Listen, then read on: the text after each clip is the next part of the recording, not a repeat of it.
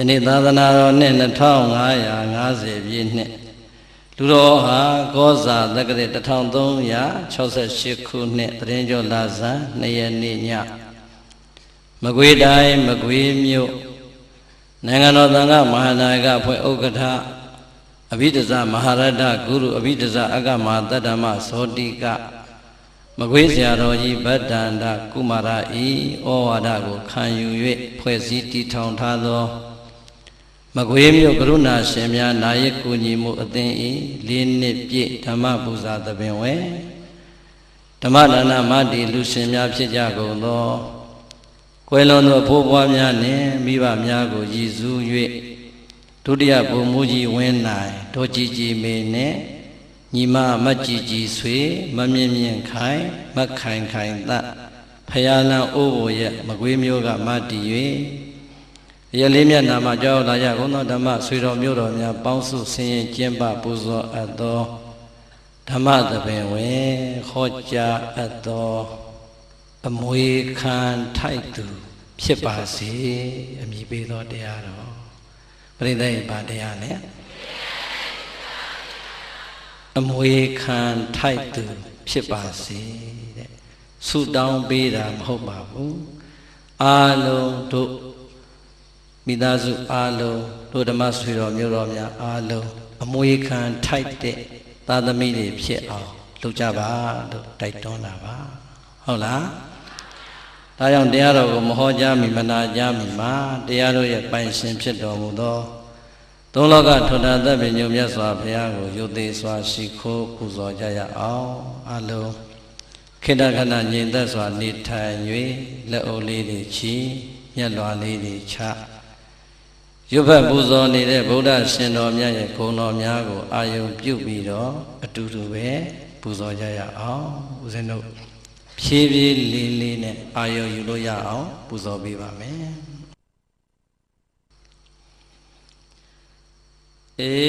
္ဒဝအာနနံသောဗံဓမ္မေတံဓမ္မဒေသကံကန္တိတံသဗ္ဗကန္တနံဣန္ဒကန္တနမမဟံဣတိနာသစ္စာဝဇေနာဒုက္ခိတာဟွန်တုသာတောဣန္ဒဝအာနနံသောဗံဓမ္မေတံဓမ္မဒေသကံကန္တိတံသဗ္ဗကန္တနံဣန္ဒကန္တနမမဟံဣတိနာသစ္စာဝဇေနာဒုက္ခိတာဟွန်တုသာတောဗန္တိဘုံတော်ဆက်ရှိရန်လုံးနေ၍ကိုယ်သိတင်ထလွန်မြင့်မြတ်တော်မူပေသောအရှင်မြတ်ဖရာတေအရှင်မြတ်ဖရာဤအာနန္ဒံဘုမြောတင်ရှုမြင်မဝအမယနိုင်သောမြတ်နာတော်အပြင်သည်ဣန္ဒဝါအာကဝေဟင်ထကောင်းကင်ဝဲမောင်းနေလေသံယုံနံသောတာယောဝထေဝင်းဝေလာမင်းကြီးကဲ့သို့သောဗံဘုသူမြင်သူရှုသူအာသာအစာမပြေတင့်တယ်လဘတော်မူပါပေသည်ဖယားဣန္ဒဝအာနနံသောဗံသောတာယောဤဖြူဝေထေဝင်းဝေလာမင်းကြီးတမြညီညွတ်ဝေကောင်းလာပါသောမျက်နာတော်အပြင်လည်းရှိတော်မူပါပေထသော ဓမ္မေတံတရားကျော်ခိုင်ထုံထိုင်ထိုင်နဲ့ရိုင်းဆိုင်နေသူနတ်လူအပေါင်းကိုလည်းဤကောင်းနံပြယင်ကြည်အောင်ဆုံးမတော်မူပေထသောဓမ္မဒေသကံပွင့်လို့ချင်းချင်းကြွပွဲဝင်မြည်လူရှင်တတိုင်းญาတိုင်းပင်ကစားဝိနည်းယာကိုဒေသနာယေဤတိုင်ကျွေဟောပြတော်မူပေထသောသဗ္ဗကန္တနာအလုံးစုံသောအရာယရဏဟူသမျှတို့ထကန္တိတံအစတရားမကသာအောင်နိသဖွယ်ရလည်းဖြစ်တော်မူပါပေထသောဣန္ဒကံရှိရှိသမျှဓမ္မဥသုံးအလုံးစုံကိုသိကြုံပိုင်သာဆိုရတော်မူပေထသောတဏ္ဍာယကံမဂ္ဂင်ရှိစုအောင်လံထူ၍နေဘူးတောင်းမူဖောင်းကတို့ဖြင့်ဆောင်ဖို့တော်မူညာထိုရှင်တော်မြတ်ဖရာကိုအဟံဓမ္မကထာဒေသနာကိုဝေရှာဟောမည်စိတ်ကရည်၍ကြံစီအားထုတ်ဖရာတပည့်တော်အကျွန်ုပ်သည်နမမိဓမ္မယုံပလင်ဥစီကတရာဟောရွှေရွှေမြူပြည်လည်းရင်ရှေးဥညောအခါကနေ၍အကျဉ်းချင်းကြောလိုက်ရပါတော့သည်မြတ်စွာဘုရား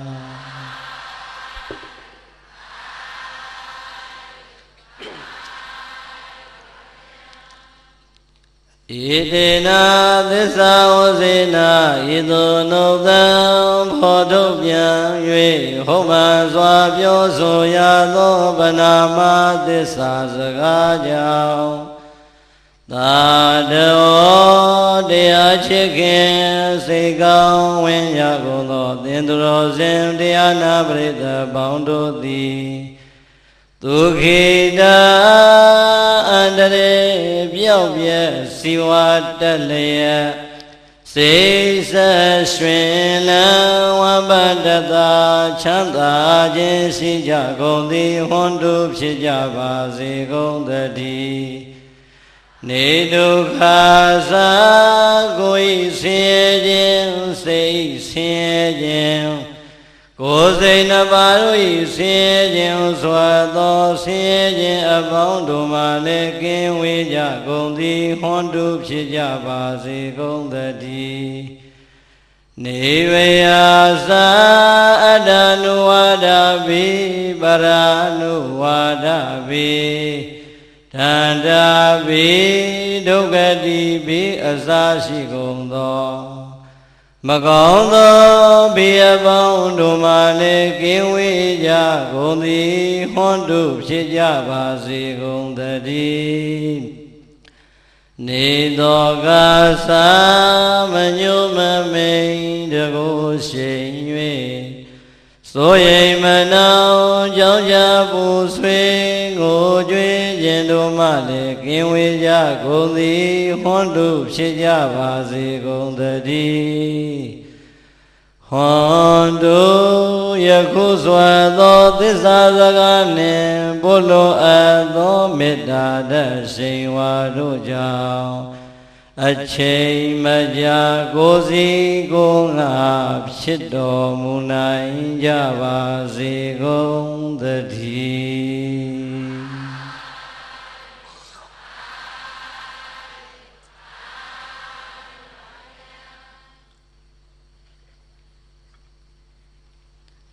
ဟာတရားတဲ့လေအမွေခံထိုက်သူဖြစ်ပါစေတဲ့ချမ်းသာသလိုထိုင်ပြီးတော့နာကြပါဟုတ်လားတင်မလင်ကိုထိုင်ရင်လဲထိုင်အစဉ်ပြေသလိုထိုင်တယောက်နဲ့တယောက်အစဉ်ပြေသူ့ပေါင်းကိုပေါင်းမအလှည့်ကြနင်းထိုင်ဒီတဲ့အစဉ်ပြေသူ့ပေါင်းမအိတ်ကိုပေါင်းမအိတ်ပြီးတော့ထိုင်ကဲပြိဿပျော်ပျော်ပါပါဟုတ်လားအားလုံးတို့ပြိဿမရတရားလင်္ကာလေးကိုတံပြိုင်လိုက်ဆိုဒီလူအုပ်ကြီးနေတာဆိုလိုက်တော့တရားမင်းအောင်ကြသိမ်းထားတော့ဟုတ်လားအားလုံးလိုက်ဆိုမယ်နော်ကျွေးမွေးမပြတ်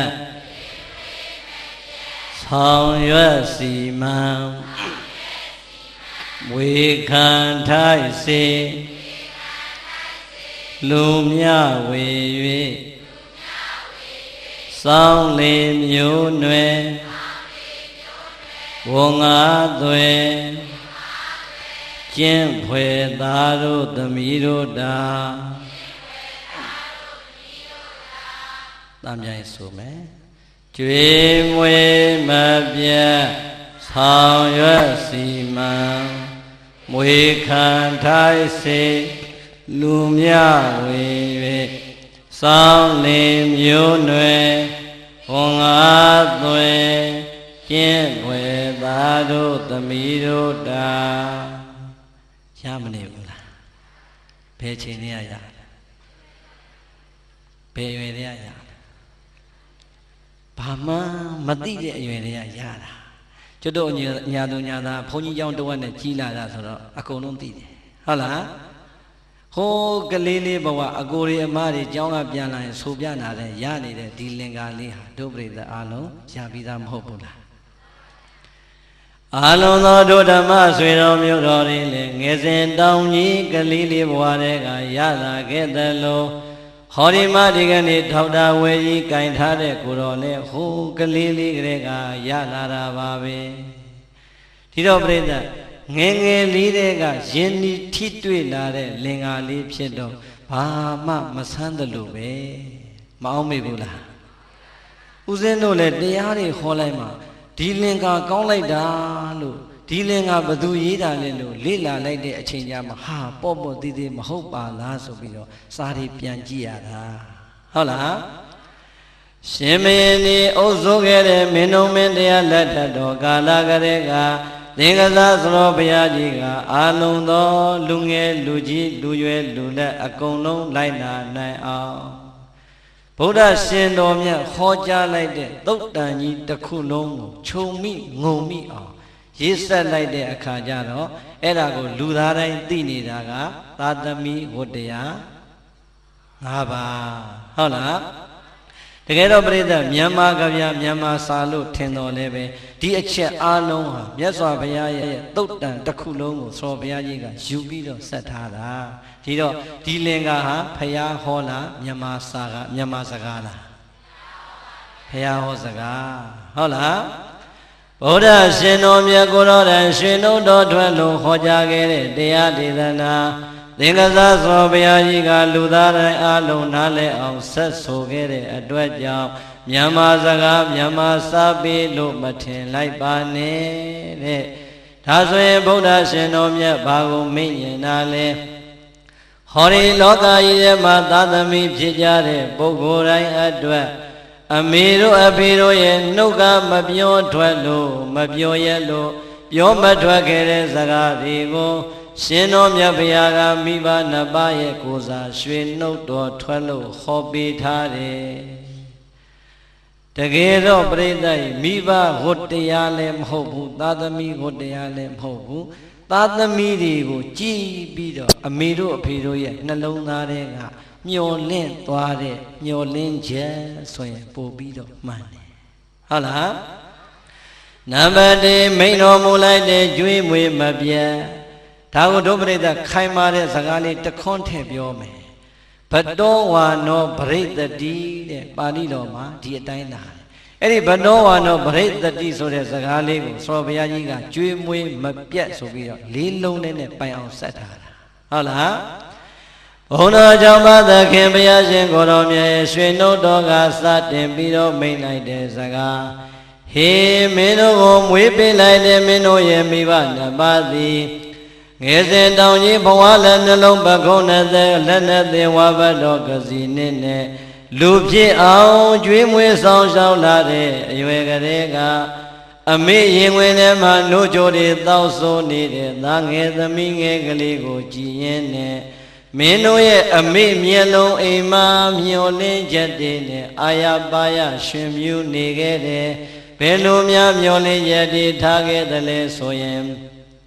ငါတို့သည်လောကကြီးထဲမှာအထီးကျန်တဲ့မိသားစုဘဝကလွန်မြောက်လို့လာခဲ့ပြီးငါရင်ဝင်ထဲမှာဟောဒီမှာနှုတ်ကြိုတွေတောက်ဆိုးနေတဲ့ငါသားကြီးငါသမီးကြီးလောကကြီးအလဲငါတို့ရဲ့မိသားစုဘဝထဲမှာရောက်လို့လာခဲ့ပြီတဲ့ငါတို့ကအခုလိုချစ်ချစ်ခင်ခင်ရိုးရိုးရရမြတ်မြတ်နိုးနိုးနဲ့ပြုစုလှုပ်ကြွေးပေးနေသလိုပဲသင်္ခါရသဘောတရားအတိုင်းတနေ့နေ့တစ်ချိန်ချိန်မှာအိုမင်းရင်ရောလာမယ်ငါတို့ကလည်းတခါတခါမှတတိတွေမခိုင်ထမိန်မနိုင်ပစိုးမနိုင်ကျင်ငယ်မနိုင်ကျင်ကြီးမနိုင်ဖြစ်တဲ့ဘဝကိုရောက်ရအောင်မှာအဲ့ဒီလိုအသက်တွေကြည့်ပြီးတော့တတိတွေမခိုင်ထမိန်မနိုင်ပစိုးမနိုင်ကျင်ငယ်မနိုင်ကျင်ကြီးမနိုင်ဘဝများရောက်ခဲ့မယ်ဆိုရင်ဘာမှအားငယ်စရာမလိုဘူးတဲ့ဟောဒီငါရင်ဝင်ထဲမှာနှုတ်ကြိုတွေအာရပါရတောက်ဆိုနေတဲ့ငါသားကြီးငါသမီးကြီးကငါတို့ကိုပြန်ပြီးတော့ပြုစုလုပ်ကြွေးပေးမှာတဲ့နှုတ်တိုက်နေတဲ့အမေရင်ထဲမှာလည်းမျောလင့်နေတယ်ဘေးနာကအမေကိုအားပေးနေတဲ့အဖေမျက်နာကလည်းပြုံပြုံကြီးနဲ့မျောလင့်ခဲ့ဘူးပါတယ်တဲ့မြတ်စွာဘုရားကဒီစကားကိုမိန့်ညင်တာဟုတ်လားမင်းတို့ကိုငယ်ငယ်လေးတဲ့ကကွာတဲ့နှုတ်ကြိုတိုက်ကြွေးတဲ့ကမင်းအဖေနဲ့မင်းအမေကမျောလင့်သွားတယ်ငါတို့ကဟောဒီမှာရိုးရပြုစုပေးနေတယ်လို့ငါတို့အသက်ကြီးရင်လေငါသားကြီးငါသမီးကြီးကငါတို့ကိုပြန်ပြီးတော့ပြုစုလုပ်ကြွေးပေးမှာလို့နံပါတ်1မျောလင့်ချက်အနေနဲ့မျောလင့်သွားတယ်တဲ့ပရိသတ်ရေမိဘနှစ်ပါးရဲ့ယင်တွေကမျောလင့်ချက်ကိုမိဘနှစ်ပါးကတော့မပြောရဲလို့မပြောထွက်ခဲ့ပေမဲ့မြတ်စွာဘုရားကရွှေနှုတ်တော်ထွက်လို့မိန့်ခဲ့ဘူးတယ်ဒီတော့အားလုံးတို့သာသမီဖြစ်ကြတဲ့ဦးဇင်းတို့အပါဝင်အားလုံးဓမ္မဆွေတော်မျိုးတော်တွေအမေတို့အဖေတို့ကရင်ဝင်ထဲမှာနိုးတိုက်စဉ်ကာလကလေးကမျောလင်းခဲ့တဲ့ဒီမျောလင်းချက်ငါသည်အမေနဲ့အဖေအပေါ်မှာဘလောက်များကြည်ခဲ့ပြီလေတဲ့ကိုရေကြီးပြန်ပြီးတော့သုံးသက်ကြည်စမ်းမှာကြည်ပြီလားစဉ်းစားနော်အမေတို့ကဟောဒီရင်ဝင်ထဲမှာနှုတ်ကြိုတိုက်ကြွေးစဉ်ကာလကလေးကမျောလင့်သွားတာဒီသားကြီးဒီသမီးကြီးကြည်လာရင်ငါတို့ကလည်းအိုလာမှာငါတို့အိုလာရင်ငါတို့ကိုဟောဒီငါသားသမီးကပြန်ပြီးတော့လှုပ်ကြွေးဆောင်ရှောက်မှလို့မျောလင့်သွားတယ်အဲ့ဒီမျောလင့်ချက်ကိုဘုရားကမိန့်လိုက်တယ်ဒါဆိုရင်တို့တရားနာပရိသတ်ပေါင်းသူတော်ကောင်းတွေအိမ်မှာရှိနေတဲ့မိဘနှစ်ပါးမရှိတော့တဲ့မိဘနှစ်ပါးရဲ့အပေါ်မှာငါဘလောက်တာဝန်ကြည်လိုက်သလဲကျွေးမွေးမပြတ်တာဝန်ငါဘလောက်များကြည်ပြွန်လိုက်သလဲလို့စဉ်းစားကြည့်စမ်းပါမကြည်သေးရင်ဘာလုပ်ရမလဲကြည်အောင်ဆက်ရမယ်ကြည်သွားတယ်ဆိုတဲ့အဆင့်ကတော့ရောက်ဖို့လွယ်ပါမလားမလွယ်ဘူးပြိဿတချို့သားသမီးလေးတွေရဲ့ဘဝမှာဝမ်းနည်းစရာကောင်းနေတဲ့စိတ်ဓာတ်တွေပေါ်နေကြတယ်အမေအိုအဖေအိုတွေတတိမခိုင်တော့ဘူးကျင်ငယ်ချင်းကြီးမနိုင်တော့ဘူးအေးမိမိရဲ့အိမ်ပေါ်မှာမိမိရဲ့မျက်စိရှေ့မှာမြင်နေပေမဲ့နှာခေါင်းလေးတရှုံရှုံနဲ့မလုံကျွေးမပြူးစိုးတဲ့သားသမီးတွေမြောက်များစွာရှိမနေဘူးလားကြည့်လိုက်စမ်းပြိဿဒီအချိန်ကျမှတတိမခိုင်လို့ကျင်ငယ်ချင်းကြီးမနိုင်တဲ့အမေတို့အဖေတို့ဘဝကကိုကမြင်ရတာကိုယ်တော်ကပြိဿအမေရင်ဝင်ထဲမှာပါချခဲ့တဲ့အီးတွေစုထားမယ်ဆိုရင်နေပါမလားမိမိပေါက်ချခဲ့တဲ့ရှူရှူတွေများစုထားမယ်ဆိုရင်ခါလံပုံတွေနဲ့တောင်တည်လို့ရမယ်ကဲ အမေတို့အဖေတို့ရဲ့စိတ်ဓာတ်တွေကအောက်မလေးဒီလောက်ညစ်ပတ်တဲ့ကလေးသွားဟဲဆိုပြီးတော့များပြစ်ခဲ့မယ်ဆိုရင်ပြစ်ခဲ့တဲ့နှလုံးသားများမိဘနှစ်ပါးရဲ့ရင်ထဲမှာရှိမယ်ဆိုရင်ကိုယ့်ဘဝဟာလူဖြစ်ပါမလားဘလောက်ပင်ဆိုပါစေဘလောက်ပင်ຫນွေပါစေကျင်ငယ်ကျင်ကြီးဘယ်နှကြိမ်မဲပါချသွန်ချပါစေငါသားလေးကရှိစရာငါသမီးလေးကရှိစရာငါသားလေးကချစ်စရာငါသမီးလေးကချစ်စရာလို့ရင်ဝင်တွေကသားသမီးလေးကိုပျော်စရာလေးအဖြစ်နဲ့တော့အမေတို့အဖေတို့ကယူရပြီးတော့ကျွေးမွေးပေးခဲ့ရတာကို့အလဲကြမှာအမေနဲ့အဖေကိုယွန်စရာဆိုပြီးနှာခေါင်းရှုပ်နေအဲ့ဒီသားသမီးအမွေခံထိုက်ပါမလားဒါဘု து စကားလဲမင်းတို့မိဘနှစ်ပါးကမင်းတို့ကိုဟိုးငယ်ငယ်ကလေးတွေကနှုတ်တိုက်ကလေးကမွေးဖွားကလေးကမျောလင်းခဲ့တယ်ဒီမျောလင်းခြင်းမင်းတို့ကြည်အောင်မဆိုင်ရင်မင်းတို့သည်အမွေခံထိုက်တဲ့သာသမီမဖြစ်နိုင်ပါဘူးတဲ့ပရိသတ်ရေအဲ့ဒီအထဲမှာကိုဘယ်ဘက်မှာပါမလဲအလုံးတို့ပရိသတ်ဒီအမွေခံထိုက်တဲ့သာသမီဖြစ်ခြင်းသလားမထိုက်တဲ့သာသမီဖြစ်ခြင်းသလားကဲအမွေခံထိုက်တဲ့သာသမီကတော့လူတိုင်းမဖြစ်ခြင်းဘူးလားဖြစ်ခြင်းနဲ့အမွေခံထိုက်ပါတယ်ထိုက်ခြင်းပါတယ်ဆိုတဲ့ကိုယ့်ရဲ့လုံရဲ့လေးတွေပြန်သုံးသပ်ကြည့်ပါအောင်အမေနဲ့အဖေကိုဥဖြာဖြာဓမင်းပူပူဟင်ပူပူလေးကောင်းကောင်းလေးနဲ့ဘယ်နှခါများလှုပ်ကြွေးပြီးပြီလဲ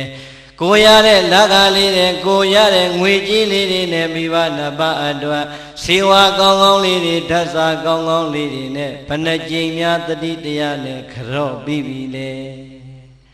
ခြေစုပ်လက်နဲ့ဆိုတာအသာထားအောင်နော်ကျွတ်တို့တောသူတောင်သားလူရန်စားတွေရဲ့အသိဉာဏ်တွေထဲမှာသိပြီးတော့မလုဖြစ်တာတွေအများကြီးပဲဟုတ်တယ်မို့လားကိုမကလေးနှစ်ယောက်တော့ဟောဒီရင်ဝင်ထဲမှာလဲကင်ထားပြီးလက်မှာလဲတယောက်ဆွဲထားပြီးဆိုရင်တောင်ကြီးတော်တော်ကြီးတယ်ထင်ပြီးတော့အမေနဲ့အဖေရဲ့အိမ်ကိုတောင်မှမရောက်တဲ့သားသမီးတွေမြောင်များစွာမရှိဘူးလားမလုံရဘူးနော်အမွေခံထိုက်ပါမလားဒီတော့အလုံးသောဒုဒဂရမပေါင်းသူတော်ကောင်းနေဟိုတော့ကမသိရသော၎င်းတတိမမူမိရသော၎င်းဖယားအမိန်စကားကိုမသိတဲ့အတွက်ကြောင့်သော၎င်းအမှုမဲ့အမှန်ပဲနဲ့နေခဲ့ကြပါလိမ့်မယ်ဒီကနေ့တည်သွားတဲ့အချိန်မှာပြင်လိုက်ပြီးဆိုရင်တော့သူတော်ကောင်းစရင်ထဲမှာတော့ကြံအောင်မှာပါသိရင်မသိရင်သိပြီးတော့မပြင်သူယုံမှာပို့ဆိုးသွားတယ်ဟုတ်တယ်မဟုတ်လားဒါကြောင့်မိမိတို့ရဲ့မိဘနှစ်ပါးသက်ရှိထင်ရှားရှိသေးတယ်ဆိုရင်တတ်နိုင်အောင်ကြိုးစားပြီးတော့ကျွေးမွေးပါတတ်နိုင်အောင်ကြိုးစားပြီးတော့ပြုစုလုပ်ကြွေးပါမိဘနှစ်ပါးရဲ့အပေါ်မှာမိမိတို့ရဲ့ယူရပေးလိုက်တဲ့ထမင်းပူပူဟင်းပူပူလေးနဲ့ခြာကျွေးလိုက်စမ်းပါမိမိတို့ရဲ့သိတတ်တဲ့အသိလိမ္မာလေးတွေနဲ့အမေတို့အဖေတို့ရဲ့နှလုံးသားကိုအေးချမ်းစေလိုက်စမ်းပါဟုတ်လားကျွေးမွေးမပြတ်ဆိုတာအဲ့ဒါပဲငါတို့ကကျွေးမွေးခဲ့သလိုပဲတဲ့ငါသားကြီးငါသမီးကြီးကြည့်ရင်လည်းငါတို့အားငယ်စရာမလိုတော့ဘူးပြုစုစောင့်ရှောက်မဲ့သူလောကကြီးမှာရလာပြီဆိုပြီးမျှော်လင့်ထားတယ်ဟုတ်လားတချို့သားသမီးလေးတွေပြောတာရှိသေးတယ်ကိုတော့တဲ့ကိုမှလည်းသားသမီးနဲ့လူမွေးစည်းဝါးကတက်နိုင်တဲ့လောက်တော့ကြွေးတာပဲတဲ့ဘယ်အချိန်တိုင်းတော့လှုပ်ပေးနိုင်မလဲတဲ့ကဲအဲ့ဒါမျိုးရောမကြဘူးလားစဉ်းစားကြည့်စမ်းကျုပ်တို့ခမည်းတော်အမေရိကကျုပ်တို့ကိုတက်နိုင်တဲ့လောက်ရွေးပြီးမွေးလာတာဟုတ်ရလားအာရရရှိလို့မွေးလာတာဟုတ်ရလားတက်နိုင်အောင်ကြိုးစားပြီးတော့မွေးလာတာမိုးဘလောက်ခေါင်ခေါင်သီးနှံနေဘလောက်ပဲမရပါစေအမေရင်ဝင်တွေကမွေးလာမဲ့ကိုဝန်လေးကိုတော့အမေကယူရလို့ပေးနေတာပါပဲကိုအလဲကြမှာတတ်နိုင်တဲ့လောက်တော့လှုပ်ကြွေးတာပဲဆိုတော့ကိုပါဇက်ကထွက်တဲ့စကားကြီးကအရန်အောက်တန်းကြမနေဘူးလားမပြောပါနဲ့ပြောလည်းမပြောပါနဲ့အဲ့ဒီစိတ်ဓာတ်တွေလည်းမရှိပါနဲ့အမေနဲ့အဖေကိုယူရလိုက်စမ်းမှာပြုစုလိုက်စမ်းမှာလှုပ်ကြွေးလိုက်စမ်းမှာအဲ့ဒါဆိုရင်မိဘနှစ်ပါးရဲ့နှလုံးသားမှာလည်းငြိမ်းချမ်းလိမ့်မယ်ကိုယ့်ရဲ့ဘဝမှာလည်းဖရာသာဓုခေါ်ခံရတဲ့ပုဂ္ဂိုလ်ဖြစ်သွားလိမ့်မယ်ဒီဘဝမှာလည်းជីវတိုးတက်လိမ့်မယ်ဘဝသန္တရာမှာလည်းအစဉ်မြင့်တဲ့သုဂတိဘဝကိုရောက်ရလိမ့်မယ်အကောင်းကြီးဖြစ်လာမှာပါဟုတ်လားဒ ဒီတော့နံပါတ်1အမွေခံထိုက်ဖို့ဆိုရင်မိဘကိုဘာလုပ်ရမလဲပြုစုလုပ်ကြွေးရမယ်ဒါဆိုရင်နံပါတ်2အပိုက်ကဘာတဲ့လဲဆောင်ရွက်စီမံနဲ့ဟောဒီငါတို့ရဲ့ရေဝင်ထဲမှာနှုတ်ကြိုတွေတောက်ဆုံနေတဲ့ငါသားငါသမီးကြီးတပြေးတပြေးနဲ့လူလုံးလူပန်းကြီးကြီးလာမှာဘဝမှာပညာရေးနယ်ပယ်စီးပွားရေးနယ်ပယ်တွေကူးဝင်လာတဲ့အခါရောက်ရင်ငါတို့လုံနေတဲ့ငါတို့ရဲ့လူမှုရေးတာဝန်တွေစီးပွားရေးတာဝန်တွေပညာရေးတာဝန်တွေဘာသာရေးတာဝန်တွေကိုပခုံးပြောင်းပြီးတော့ငါတို့ကိုကူညီစောင့်ရှောက်ပေးမှာလို့မိဘနှစ်ပါးရဲ့ယင်ထဲကနံပါတ်2ညှော်လင်းချက်ပေါ်လာပြန်ပြီတဲ့ဟုတ်လားမင်းတို့ရဲ့မိဘနှစ်ပါးကမင်းတို့ကိုဒုတိယမျော်လင့်ကြတဲ့မျော်လင့်သွားပြန်တယ်ဖယားမိန်တော်မူလိုက်တယ်အဲ့ဒါပါလေဆိုရင်မင်းတို့အသက်ကြီးလာရင်လူလားမြောက်လာရင်သူတို့မလုံနိုင်တဲ့လူမှုရေးစီးပွားရေးပညာရေးဘာသာရေးတာဝန်တွေကိုမင်းတို့ကသူတို့ကိုယ်စားပခုံးပြောင်းပြီးတော့ဆောင်ရွက်ပေးမှလို့မျှော်လင့်ထားတယ်အေးအမေတို့အဖေတို့မျှော်လင့်လိုက်တယ်အဲ့ဒီမျှော်လင့်ခြင်းနံပါတ်2ကိုရောမင်းတို့ဘလောက်ဖြည့်ပြီးကြပြီလေဖခင်ကမေးလိုက်ဒုပရိသတ်ဘလို့ပြန်ဖြည့်မလဲအေးပြန်မဖြည့်အောင်လို့မှားလိုက်လားဖြည့်စရာစကားမရှိဘူးမို့လားစဉ်းစားနော်ပရိသတ်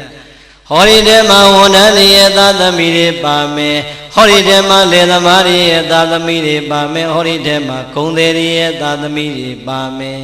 မပါဘူးလားအိမ်ကအဖေတရွေးညီထမ်းပြီးတော့60ကျော်အရွယ်အထိလှုပ်ကြွေးရတာမြင်နေရအောင်မယ်အိမ်ကအဖေအစိုးရကပင်စင်ယူပြီးတာတော့မှရက်သေးရွာတယ်ရှောက်ပြီးတော့ရှာရတာတွေ့ရအောင်မယ်မတွေ့ရဘူးလားစဉ်းစားကြည့်စမ်းပြောနေတာကထေရဝါဒဗုဒ္ဓဘာသာဗုဒ္ဓရဲ့အဆုံးအမကိုထေရဝါဒလမ်းစဉ်အတိုင်းခံယူနေတဲ့နိုင်ငံကြီးလဲပြောရဲ့ကဲပရိသတ်ဒီမြန်မာနိုင်ငံကနေ international တစ်ခုတစ်ကမ္ဘာလုံးကိုပတ်ကြည့်လိုက်စမ်းဝန်ထမ်းတစ်ယောက်ဟာအသက်ဘယ်လောက်မှပင်စင်ပေးလဲ60မြန်မာနိုင်ငံတနိုင်ငံနဲ့ဟုတ်ရဲ့လားနိုင်ငံတကာမှာဒီအတိုင်းပဲဒီတော့ပြိဿဝန်ထမ်းတစ်ယောက်ဟာအသက်60မှာပင်စင်ယူရတယ်တဲ့ဘာကြောင့်ပင်စင်ယူရတာလဲဟောဗျာမကွေးမျိုးလောက်လှတာမရှိပါဘူးပြုံးမပြပါနဲ့ပြောပြရင်တော်ပါပြီဟမ်ပရိသတ်ရင်မျက်စိတွေမုံလာပြီနားတွေထိုင်လာပြီခါးတွေကိုင်းလာပြီလက်တွေမတန်တော့ဘူးအရင်စကားနဲ့ရှင်းအောင်ပြောရင်ဟေးမင်းမျက်စိမုံပြီနားထိုင်ပြီခါးကိုင်းနေမင်းလက်တွေတုံနေပြီမင်းမလုံနဲ့ကွာအိမ်ပြန်ပင်စင်ယူလိုက်တော့လို့ပြောတာနဲ့မတူဘူးလားတတိတွေကလည်းမေးလျော့လာပြီခန္ဓာကိုယ်ကြီးကလည်းမတန်ဆွမ်းတော့ဘူးခေါင်းပေါ်ကိုကြည့်လိုက်ပြန်တော့လေသပင်တွေကဖြူနေပြီဒါကြောင့်မင်းပင်စင်ယူတော့တဲ့ဟုတ်လားအဲ့တော့60ပြည့်ရင်ပင်စင်ပေးတာကတော့နိုင်ငံတကာရဲ့စီကံဖြစ်တဲ့အတွက်ကိုယ့်အိမ်ကအဖေဝန်ထမ်းဆိုရင်အသက်ဘယ်လောက်မှပင်စင်ရမှာ60နော်ဒါဆိုရင်အသက်60ရွယ်မှာတတိတွေချွတ်ချော်လာပြီခါးတွေကိုင်းလာပြီနားတွေထိုင်းလာပြီဆံတွေဖြူလာပြီမျက်လုံးတွေကမုံလာပြီလက်ခြေတွေမတန်တော့တဲ့အတွက်ကြောင့်ပင်စင်ပေးလိုက်ပါပြီတဲ့နိုင်ငံတော်ကတော့ပင်စင်ပေးလိုက်ပါပြီအိမ်ပေါ်ရောက်လာတဲ့ကိုယ့်အဖေနဲ့ကိုယ့်အမေသားသမီးတွေကပင်စင်ပေးပြီးပြီလားစဉ်းစားနော်အဖိုးကြီးတွေအဖွားကြီးတွေ60ဆိုတဲ့အရွယ်ဟာကံကောင်းထောင်းမှလို့နေရမှာမှနောက်ထပ်10နှစ်15နှစ်60အထိဒီသားသမီးတွေစားဖို့ရှာခဲ့ရတယ်နေဖို့ရှာခဲ့ရတယ်ပညာသင်ပေးဖို့ရှာခဲ့ရတယ်မစွန်တဲ့ကောင်လေးတွေကောင်မလေးဆိုရင်ကျင်ရတော့မှရှာမပေးရဘူးလားအေးအဲ့ဒီတော့မိဘက60အထိဒီတာဝန်တွေကိုအဆက်ယူလာခဲ့ပါလေနဲ့60ပြည့်လို့နိုင်ငံတော်ကပင်စင်ရတဲ့အဖေကပင်စင်စာအုပ်လေးကင်ပြီးတော့နေပူကျဲကျဲမိုးရွာထဲမှာပင်စင်ထုတ်နေရသေးတယ်ဆိုရင်အဲ့ဒီသားသမီးတွေရှက်စရာမကောင်းဘူးလားဝန်ထမ်းသားသမီးဆိုရင်လည်း60ပြည့်သွားတဲ့အဖေကိုပင်စင်ပေးပြီးပြီလားလို့စဉ်းစားကြည့်စမ်းပါလေသမားသားသမီးကုန်တဲ့သားသမီးဆိုရင်ရော60ပြည့်သွားတဲ့အဖေတို့တန်ဆွမ်းသေးရဲ့လားတန်ဆွမ်းသေးရဲ့လား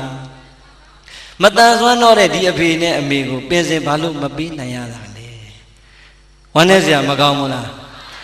နိုင်ငံတော်ကပင်စင်ပေးလိုက်ပြီးတော့ပင်စင်စာအုပ်လေးခေါင်းအောင်မှထိုးထားရင်းနဲ့အင်္ဂါမွေးလာတဲ့သားသမီးကတဆင်မွေးလာတဲ့မိကလေးကိုလက်ကဆွဲကြောင်းလွယ်အကြီးကိုတစ်ဖက်ကလွယ်ထမင်းကြိုက်ကိုင်းရိုင်းတိုင်းတိုင်းနဲ့ကြောင်းကျိုးကြောင်းပိုးလှုပ်ရတဲ့အဖိုးကြီးအဖွားကြီးတွေလည်းမြောင်များစွာရှိဘူးလားကဲပရိသတ်စဉ်းစားကြည့်လားနိုင်ငံတော်ကတော့ပင်စင်ပေးလိုက်တာသားသမီးပင်စင်မပေးလို့ဘဝမှာမချမ်းသာသေးတဲ့မိဘနှစ်ပါးရဲ့ဘဝတွေမြင်နေရတာမရှိဘူးလားကဲအဲ့ဒီသားသမီးတွေအမွေခံထိုက်ပါမလားစဉ်းစားတော့ဖယားမိတ်တဲ့စကားဟုတ်လားအမွေခံမထိုက်ဘူးဆိုမှတော့သွားပြီအဲ့ဒီသားသမီးနတ်ပြည်တွေနိဗ္ဗာန်တွေဆူတောင်းမနေနဲ့ဘယ်သွားမလဲအေးကိုပြောတဲ့နေရာကိုသွားကြပေါ့ဟုတ်လား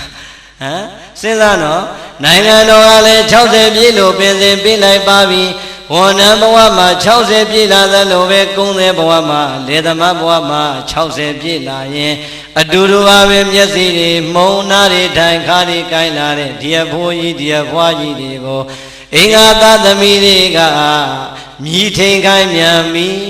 60ရွယ်သမင်ဖြူကားမှတောင်းတောင်းတင်တင်တီးနေတဲ့မင်္ဂလာပွဲကိုလည်းလွတ်ပြန်ပြီမသွားရဘူးလားသားသမီးတွေမှာတော့အဖိုးကြီးဘွားကြီးတွေကလူမှုရေးပြတ်မှာဆိုလို့ဆိုဖိတ်စာလေးကင်တုံကြည့်နဲ့ဟိုးတောင်းတောင်းနေကြားတယ်သွားပြီးတော့မင်္ဂလာဆောင်မလိုက်ရဘူးလားကဲပရိသတ်ရှက်စရာမကောင်းဘူးလား60အထိလှုပ်ကြွေးလာပြီပဲတော်ပါတော့အနာပေးလိုက်ပါတော့ဟုတ်လားအဖေတို့အမေတို့ရဲ့ရင်ထဲမှာတော့မိမိကိုမွေးကင်စားရွယ်တဲ့ကမျောလင့်လာတဲ့အခါအဲ့လိုများလုံနေရရင်သားသမီးညိုညင်မှာစိုးလို့လှုပ်ပေးနေရပေမဲ့အဖေနဲ့အမေရဲ့ရင်ထဲကတောကအပူဟာငြိမ့်မှာမလားအောင်မလေးကွာငါတို့မွေးအောင်လဲကြိုးစားကြရတယ်ကြွေးအောင်လဲကြိုးစားကြရတယ်ပညာလဲသင်ကြရတဲ့သားသမီးရမြည်ရတာတော့မှငါတို့ကိုဒီတိုင်းပဲခိုင်းလို့ကောင်းတော့နဲ့ရင်ထဲမှာတော့တောကရာသည်ပါပဲရင်ထဲကတောကတွေဟာငြိမ့်မှာမလားဒီတော့ကဲပြိတ္တအဲ့ဒီသားသမီးမျိုးကိုရက်ွက်ကလူကြီးနော်ကြည်စမ်းမအောင်ဟဲ့အဖေဘိုးကြီးဘွားကြီးဒီလောက်ဖြစ်နေတာခိုင်းလို့တော့ဆိုတဲ့ဝေဖန်တန်ကြီးရောမကြားရနိုင်ဘူးလားကြားရနိုင်တယ်အဲ့ဒီတဲ့ဝမ်းနဲ့စရာကောင်းတာကပြိတ္တတချို့အဖိုးကြီးဘွားကြီးတွေကလေဝါသနာလေးပါလာလို့ငါတရားပွဲတောင်းမယ်နော်တို့တရားပွဲတောင်းမယ်ဆိုဟာဖေတို့မေတို့ကလည်းဗျာနေစမ်းမှာဒီညဇကားကောင်းလို့ပါခင်ဗျားတို့မြည်နေတဲ့အိမ်မှာအိမ်စမ်းမှာဆိုသွားလို့ရသေးလားသူတို့ကျွေးတဲ့အလက်ရောက်ပြီဆိုတဲ့အခါကျတော့လေမိဘနှစ်ပါးကအရှုံးပေးငြိမ်နေရတာပဲဒါကြောင့်မဖြစ်စေနဲ့ဟုတ်လားကျွေးမွေးမပြတ်ဆောင်ရွက်စီမံဟောဒီတာဝန်နေရာကိုမကြေပြုံကြဘူးဆိုရင်တော့အဲ့ဒီသာသမီတွေမြတ်စွာဘုရားမိန့်လိုက်တာအမွေခံလုံးဝမထိုက်တဲ့သာသမီတွေဖြစ်ပါပြီဝမ်းနဲ့စရာမကောင်းဘူးလား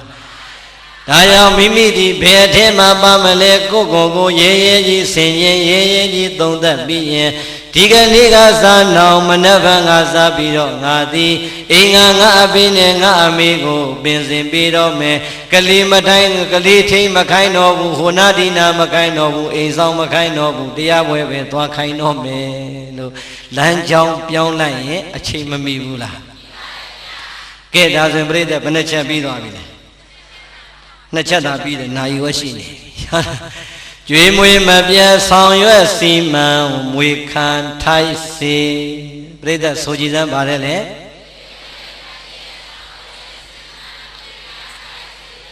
မွေခံထိုက်စေဟဲ့စကလုံးလေးမလာဘူးလားကျုပ်ကဆရာတော်ကြီးအုံနောက်ဖောက်စားတာဒီစကလုံးယူပြီးမှအမွေခံထိုက်သူဖြစ်ပါစေဆိုနည်းနည်းပြောင်းလိုက်တာဟုတ်လားငွေခံထိုက်စေတဲ့နော်ပြိတ္တစကလုံးလှတယ်မိဘနှစ်ပါးကမိမိကိုနိုးရိုးတိုင်ကျွေးတဲ့အရွယ်တုန်းကတတိယမျောလင့်သွားတဲ့မျောလင့်ချက်ကငါတို့သည်ဟောဒီလောကရဲ့လည်းမှာစီဝါတွေပညာတွေရှာရင်းနဲ့တပြေးနဲ့သေဆုံးသွားကြမှာငါတို့သေဆုံးသွားမယ်ဆိုရင်ဘာမှပူစရာမလိုတော့ဘူးဟောဒီလောကကြီးထဲမှာလောကုတ္တရာနေပင်မှာထားခဲ့တဲ့လောကုတ္တရာအမွေတွေရှိတယ်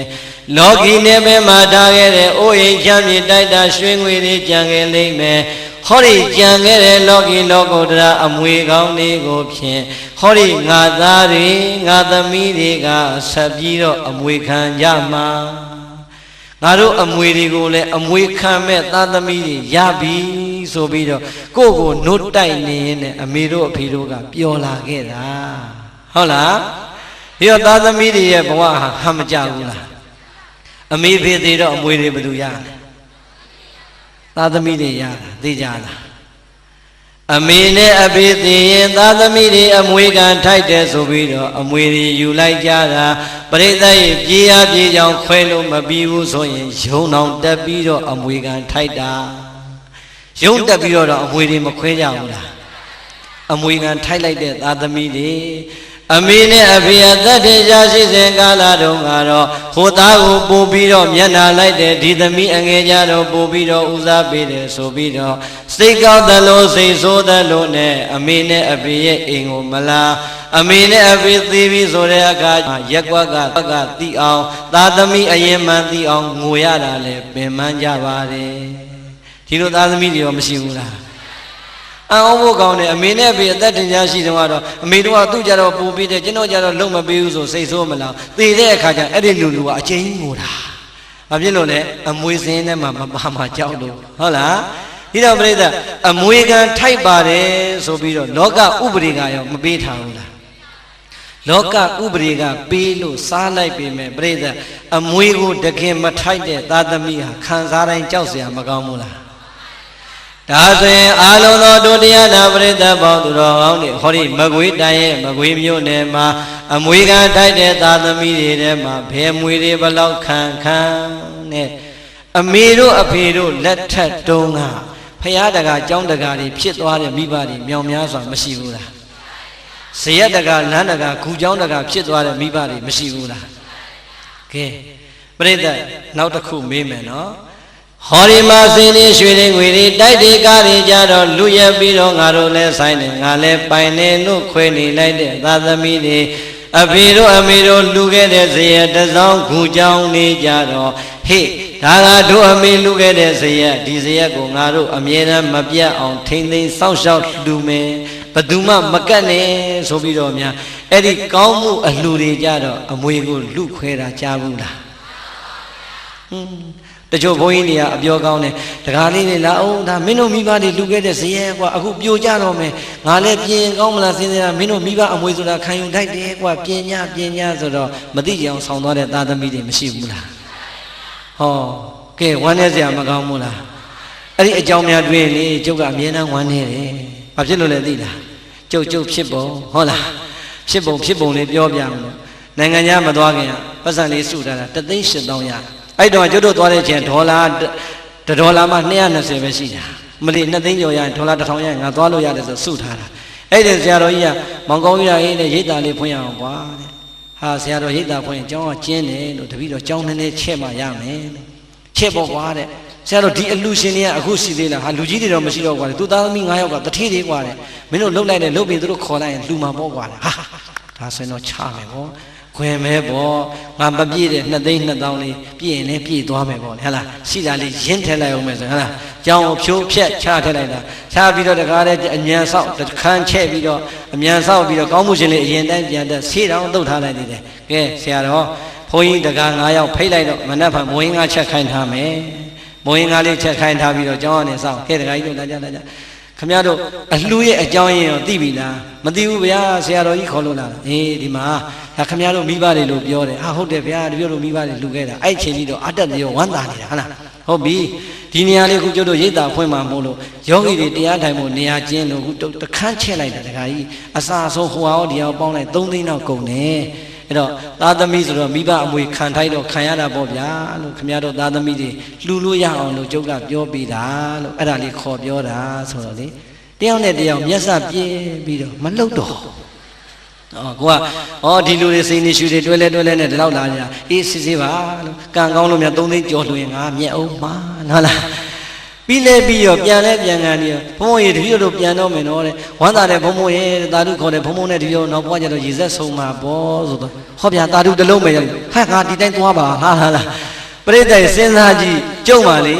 အကြံကောင်းရင်တစ်ချက်လို့အောင်မေးလိုက်တာ3 သိန်းတောင်သူများကြီး3 သိန်းကျော်ကျွေးတင်လိုက်သေးတယ်ဟုတ်လားအဲ့ဒီသားသမီးမျိုးနဲ့တွေ့ပြီဆိုတော့ဘုန်းကြီးတော်မှမရဘူးရှုံးတာပဲဟုတ်လားအဲ့တော့ပြိဿအဲ့ဒီလိုသားသမီးတွေအများကြီးလောကမှာမရှိဘူးလား ရှိတယ်ဟုတ်လားမိဘရဲ့အမွေကိုလောကီစည်းစိမ်နေကြတော့အပြိုင်ခွဲအပိုင်ယူခဲ့ပြီးတော့အမေတို့အဖေတို့ရဲ့စည်းစိမ်နဲ့ချမ်းသာလာတဲ့ဘဝကြီးကိုမေးပြီးတော့အမေတို့အဖေတို့ဆောက်ခဲ့တဲ့ကျောင်းဇရက်ဖယားဒါလေးတွေတောင်ပြန်ပြင်ဖို့အထိတရားမရှိတော့ဘူးဆိုရင်အဲ့ဒီသာသမီအမွေခံထိုက်ပါမလားပရိသတ်ရဲ့လူသားမဘဝကိုမဆိုပါနဲ့ယဟန်တစ်ပါးရဲ့ဘဝကိုနည်းနည်းလေးအာယုံပြုကြည့်ပါယဟန်နေမှာပရိသတ်ရဲ့ကိုယ်တိုင်စီးပွားရှာပြီးတော့လှုပ်ရှားလို့ရရလားဘသူတွေပေးတာစားရတယ်တရားဓမ္မလှူတာကိုစားရတာပရိသတ်ဟာလွယ်လွယ်လေးရတာဘုန်းကြီးတွေအစဉ်ပြေလိုက်တာလို့မအောင်မင်းနဲ့မစားတတ်လို့ရှင်နောက်ဘဝခမည်းတော်အိမ်မှာကျွတ်တို့ကဘာပြန်ဖြစ်မှမသိဘူးဘာဖြစ်လို့လဲမြတ်စွာဘုရားကအဲ့ဒီမှာအမိန့်တစ်ခုထုတ်ခဲ့တယ်ဟေ့ငါသားတွေမင်းတို့တရားဓမ္မလှူတဲ့ပစ္စည်းလေးပါးကိုပြည့်စွက်ခန္ဓာမစင်ခြင်းမဲနဲ့စားရင်တဲ့မင်းတို့စားတာဟာတန်တွေတန်ခဲမိကြီးရဲရဲကိုဝါမျိုးနေတာနဲ့အတူတူပဲတဲ့ကဲကြောက်စရာမကောင်းဘူးလားတရားဓမ္မလူလိုက်တဲ့ဆုံးအလကားရတာပဲဆိုလွယ်လွယ်စားလို့မရဘူးဦးဇင်းတို့ကဒီဆုံးကိုပြည့်စုံခဏဆင်းခြင်းမေတ္တာပို့ပြီးမှဖုံးပေးရတာအဲ့ဒီလိုမဖုံးပေးဘူးဆိုတာနဲ့ဒီနေ့24နာရီပြည့်ည12နာရီထိုးရတဲ့ဦးဇင်းဟာအဲ့ဒီတနက်အဲ့ဒီတရက်စားလိုက်တဲ့အာဟာအားလုံးဟာဦးဇင်းအတွက်ကျွေးတင်သွားပြီတန်တရာအထိကျွေးတင်သွားပြီကြောက်စရာမကောင်းဘူးလားဘာအပြစ်မှမကြည့်ဘူးနော်မေတ္တာမပို့မဆင်ခြင်တာလေးပဲရှိတယ်ကဲ229သွဲသိက္ခာပုဂ္ဂိုလ်ဆင်မြန်းထားတဲ့သီလနဲ့ပြည့်စုံပါတယ်ဆိုတဲ့ရဟန်းတော်တွေတောင်မှမိမိကိုလူတန်းလိုက်တဲ့စွမ်းကိုမေတ္တာမပို့ပဲဖုံးမေသုံးဆောင်ရင်ပြည့်စုံခန္ဓာမဆင်ခြင်းမဲနဲ့ဖုံးမေသုံးဆောင်ရင်အေးအဲ့ဒီကိုတော့တန်တွေတန်ငယ်မိကြီးရဲရဲကိုခဲစားနေတာနဲ့တူပါတယ်ဆိုရင်တော့ပရိသတ်ရေမိဘနှစ်ပါးရဲ့လောကုတ္တရာအမွေတွေကိုမသိကြအောင်ဆောင်လောကီအမွေတွေကိုတော့အပိုင်ယူပြီးတော့မိနေတဲ့သတ္တမီတွေအမေတို့အဖေတို့ထားခဲ့တဲ့အမွေတွေထမင်းလုံးတစ်လုံးတစ်လုံးကို